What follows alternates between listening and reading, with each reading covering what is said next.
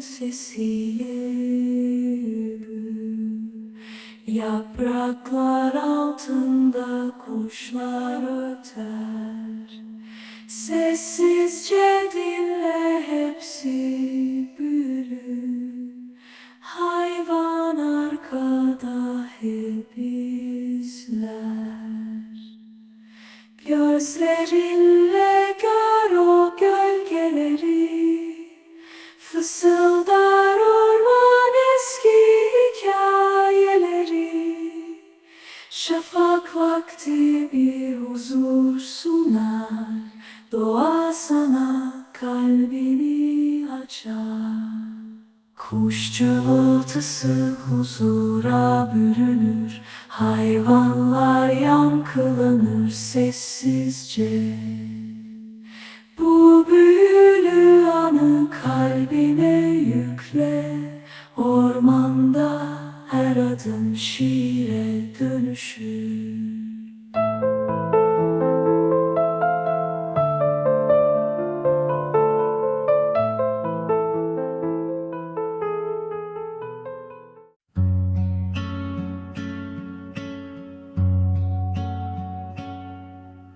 Rüzgarın sesi, dallarda yankı, yapraklar düşer, altın bir şarkı.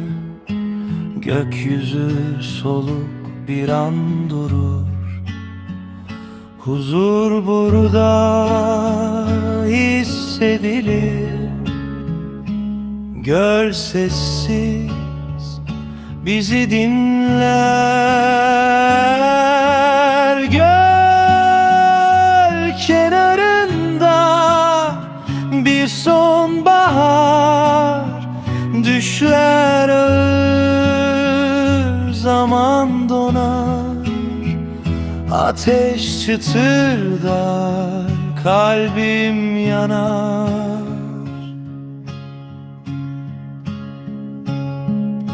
Elimde bir çay, dumanı ince, anılar sıcacık, gece serince. Ay ışığı suya düşer usulca.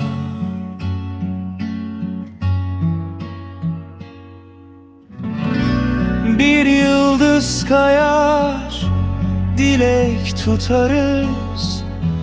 Karanlık sarar ama korkmayız. Göl kenarında bir sonbahar, düşler ağır, zaman donar. Ateş çıtırdar, kalbim yanar.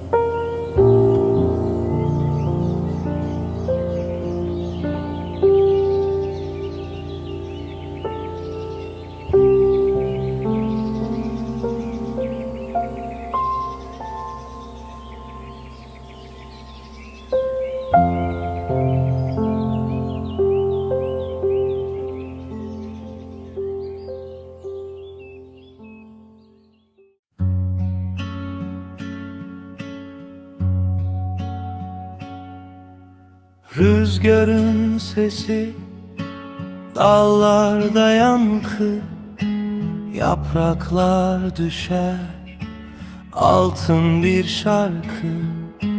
Gökyüzü soluk bir an durur. Huzur burada hissedilir. Göl sessiz bizi dinler. Göl kenarında bir sonbahar, düşler ağır, zaman donar. Ateş çıtırdar, kalbim yanar.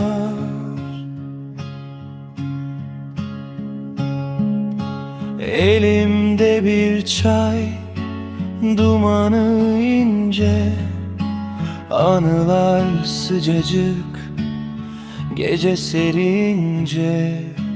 Ay ışığı suya düşer usulca.